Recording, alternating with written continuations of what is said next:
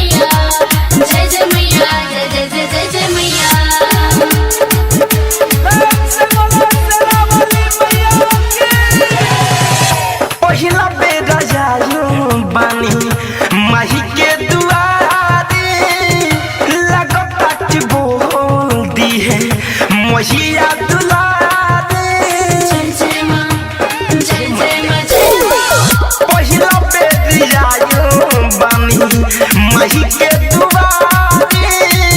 लगता कि बोल दी है महिया दुलारे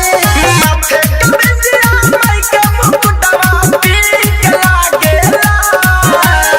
माथे के बिंदिया माई के मुकुटवा पीक लागेला माटी के मूर्तिया में झलक के सूरतिया बहादुर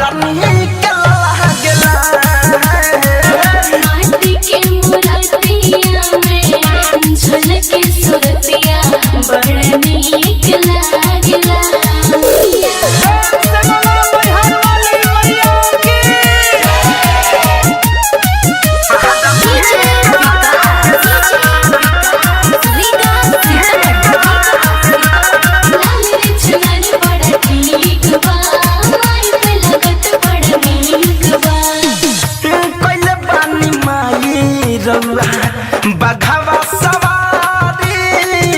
झोलू वकील अइले बन के पुजारी कैले बानी रउआ बघवा सवारी झोलू आदित अइले बन के पुजारी धड़कन धड़कन के बात भजनिया ठीक